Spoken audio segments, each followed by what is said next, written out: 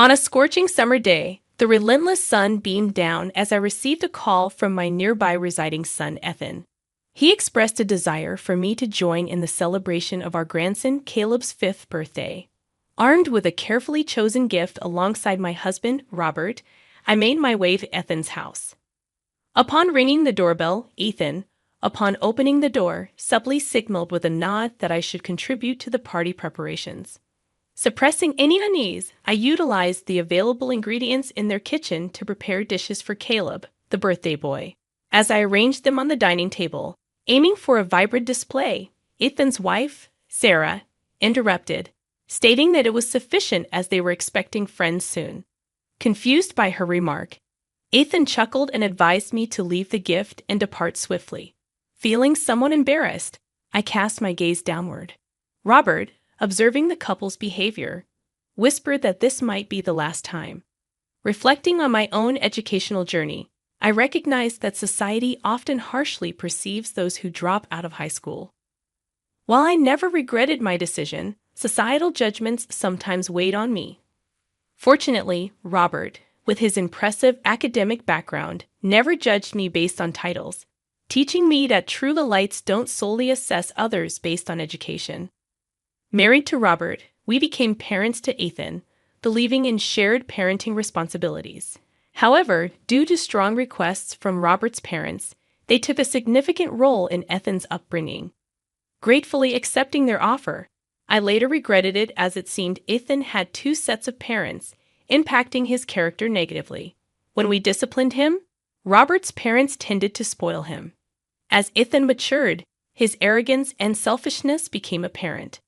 His reluctance to face challenges and his biased judgments seemed to stem from the dual parenting structure. This behavior intensified after Ethan graduated from grad school, openly disrespecting me due to my educational background.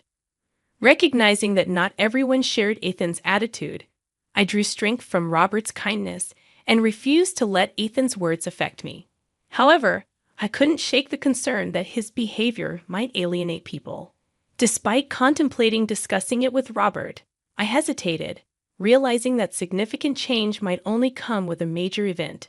Despite my reservations, Ethan entered a new phase in his life after graduating from grad school. He joyfully announced his intention to marry Sarah, an elegant woman he had known since high school. Though Sarah, like me, had dropped out of high school, Ethan showed no disdain for her background, contrary to some past experiences. Excitement filled the air as we decided to gift them a lavish photo shoot to celebrate their union. This gesture symbolized our support for their journey together. At first, I believed Ethan's choice of a life partner signaled growth and maturity. However, reality hit when Sarah called for help with their malfunctioning vacuum cleaner shortly after they began married life. Suppressing initial thoughts about contacting the manufacturer, I headed to their high-rise apartment in downtown New York. Upon reaching their room, I was surprised to find both Sarah and a child inside, someone I hadn't met before. Assuming it was a relative's child they were looking after, I refrained from mentioning it. The purpose of my visit was to inspect their faulty vacuum. As I opened it, I discovered that the filter was completely clogged. While replacing it, I couldn't help but wonder if they were aware of the need to change filters regularly. The vacuum started working smoothly again, and Sarah, genuinely surprised, thanked me, admitting she didn't know vacuums could get like that. In that moment, I questioned if she was joking, unsure of whether her ignorance about vacuum maintenance was genuine or a playful remark. As I glanced around, I couldn't ignore the laundry haphazardly hung up and the wrinkled tablecloths. It dawned on me that Sarah might not excel in household chores, a trait I hadn't noticed during our initial meeting. Anticipating potential future calls for basic household matters, I decided to provide Sarah with a brief tutorial. Sarah, I began about the vacuum filter, only to be interrupted by her casual response. Oh, when it gets full again, can you take care of it? Taken aback by her nonchalant attitude, she continued, Ethan told me that if there's any trouble, I should just get you to handle it. Speechless, I realized that even Ethan's wife, Sarah, regarded me as little more than a maid. Despite Ethan's history of looking down on me, I never expected this from his spouse. It became clear that Ethan had been communicating his dismissive attitude towards me to Sarah. Reflecting on my misguided assumption that Ethan had matured because he married someone without a college degree, I felt ashamed of my previous naivety. From that point on, whenever Sarah felt lazy or uninterested in household chores, she exploited Ethan's willingness to summon me to finish all their tasks. Late evening calls from Ethan became routine, usually requesting me to make dinner, clean up, or expressing a vague desire for something American, which entailed burdensome shopping in preparation. Once I was tasked with babysitting, only to discover that the child I had previously seen at Ethan's house was Caleb, Sarah's 5-year-old son from her previous marriage. Unaware of this detail during our initial meeting, I refrained from probing into their past and simply followed instructions. While Caleb wasn't demanding during babysitting, the frequency of these calls became the real issue. Despite having my own plans and commitments, I found myself summoned day and night by Ethan and Sarah. Any delay on my part resulted in an earful, gradually leading my life to revolve around their needs, extending beyond household chores shared with Robert. This added responsibility took a toll on me, and sleep alone couldn't alleviate the growing fatigue. Not wanting to burden Robert, who was busy as a company CEO, I attempted home exercises and self-massages, acknowledging my limitations as an amateur. One summer morning, amidst frequent broadcasts warning of smog and heat stroke risks, I felt unwell and spent an extra 30 minutes in bed. Robert, accustomed to my routine, noticed and expressed concern. Although our trust was strong, I hesitated to admit my ailment. Eventually, I turned down his offer to accompany me to the doctor, instead requesting a day of rest without chores. However, even in my weakened state, Ethan's phone continued to ring. Answering with a weary body, I was instructed, as usual, to clean and look after Caleb at Ethan's place. Wanting to uphold my promise to Robert, I informed Ethan about my condition and expressed my inability to come that day. Ethan, dismissing my right to refuse, asserted, "We've got an unavoidable commitment, so you better be here," hanging up before waiting for my response. Despite my fatigue, the thought of leaving little Caleb alone compelled me to push through and head over to Ethan's place. Upon returning home, I discovered that Ethan and Sarah had already left, leaving half-eaten dishes and scattered branded clothing everywhere. With a weary body, I forced myself to clean up, letting out a sigh. However, as I finished the dishes while keeping an eye on Caleb, I started to feel increasingly nauseous. My vision slowly blurred from the edges, and eventually, I couldn't stand any longer, collapsing in the kitchen. Caleb, engrossed in coloring in the living room, was unaware of my condition as I lay on the floor, my only ability being a weak awareness. I couldn't even call out, helplessly curled up. Knowing Caleb's focused nature, I realized he might not look up from his coloring for a while. I strained to move, hoping to at least get some water, but my efforts were futile. The more I struggled, the worse I felt, and my consciousness began to fade. At some point, I thought I'd finally find peace. Then the front doorbell rang, and Robert entered the room. Seeing me, he gently picked me up, expressing concern. He assured Caleb, "I'm gonna take your grandma home, okay? You'll be all right by yourself." Caleb, looking worried, nodded. Robert brought me to his house, hydrated me, and carried me to bed. Apparently, in addition to already being unwell, I had become dehydrated due to accumulated fatigue.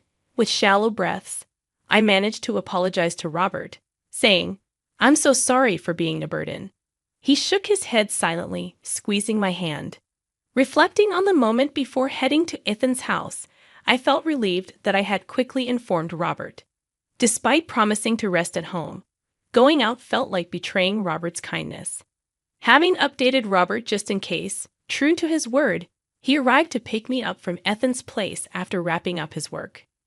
His timely presence couldn't have been more comforting, and feeling safe in bed, I drifted into a deep sleep.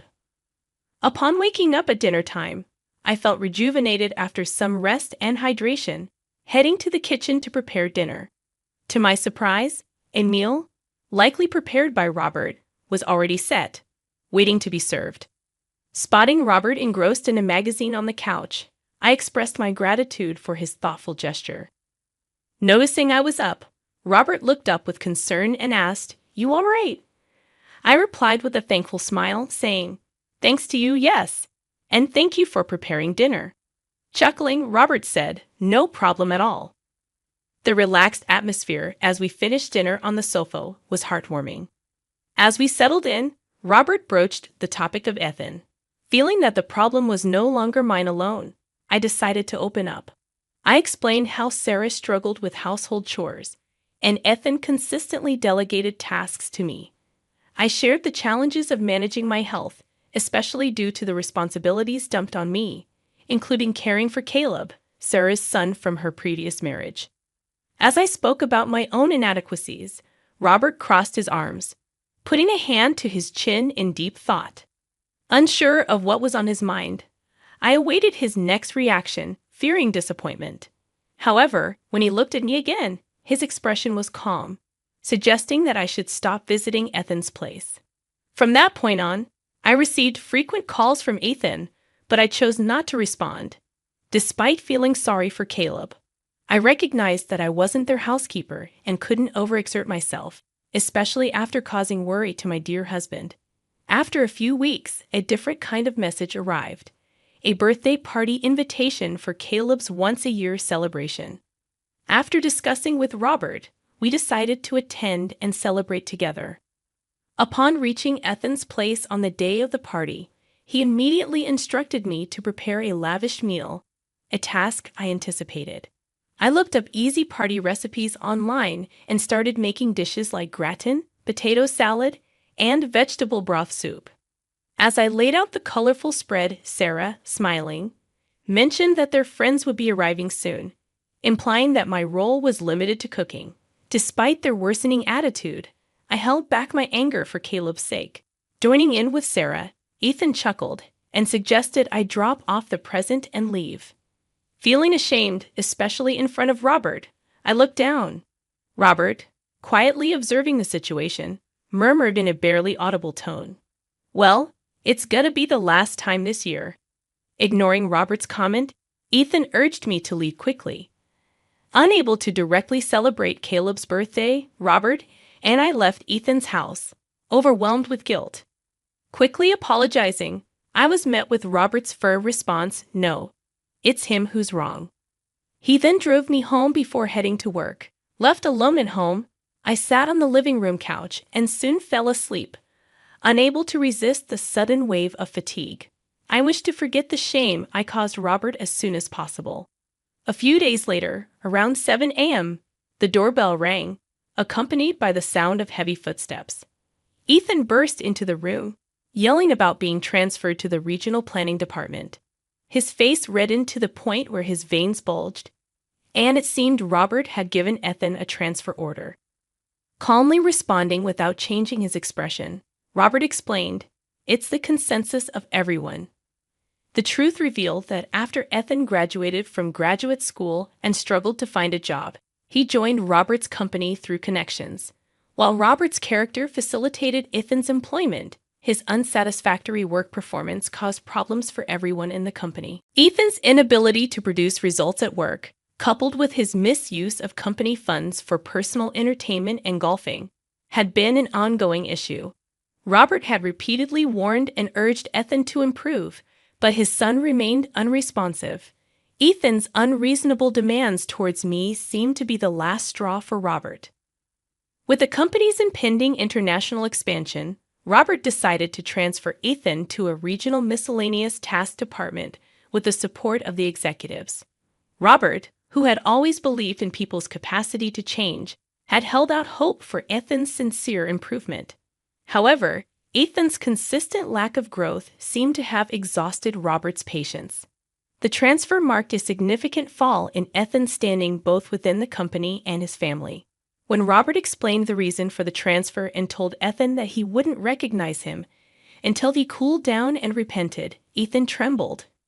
In a desperate attempt, he warned Robert about not seeing his grandson again, referring to Caleb. However, Robert stood firm, revealing that Caleb wasn't their real grandson, with no blood connection. Robert explained Ethan's current situation, revealing that the luxury condo and company car Ethan used were owned by Robert. This implied that Robert was aware of Ethan's frequent disturbances towards me. Instructing Ethan to pack up and leave, Robert emphasized the consequences Ethan might face.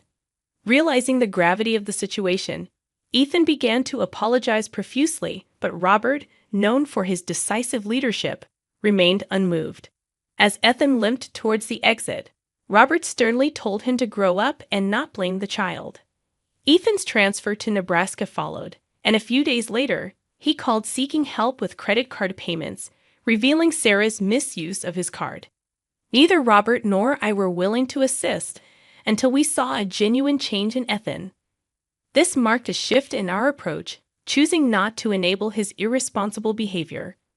As I hung up the phone, I reflected on Ethan's current struggles, acknowledging that he was now experiencing the real world's challenges.